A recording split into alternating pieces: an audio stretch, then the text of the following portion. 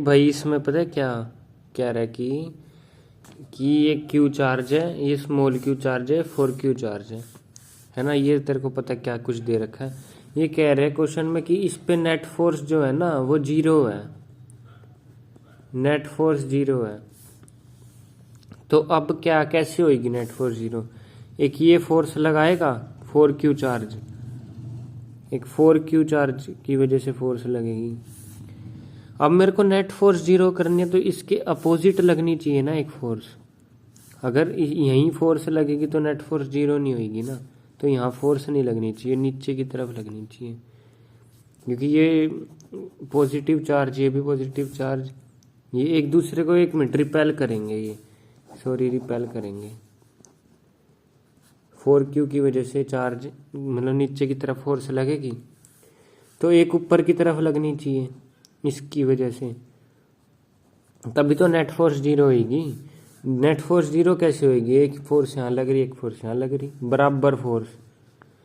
तो F1 is equal to F2 होनी चाहिए, है ना, तब जाके नेट फोर्स 0 होगी। तो अब निकाल दे 4Q की वजह से कितनी फोर्स होगी। 4Q की वजह से होगी Q 4Q divided by L²। अब नेट फोर्स 0 तो ऊपर भी इतनी ही फोर्स लगनी चाहिए इसके इक्वल, है ना, F1 इजिकल टू F2। तो इसके इक्वल कितनी लगेगी? Q, ये small q, L divided by 2 का whole square.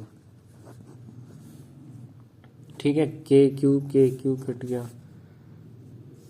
4Q L² K L² divided by 4, L² से L² काट दे, ये 4 ऊपर चला जाएगा,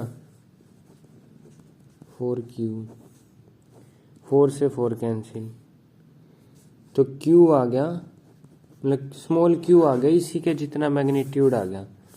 Q is equal to -Q, minus क्यों?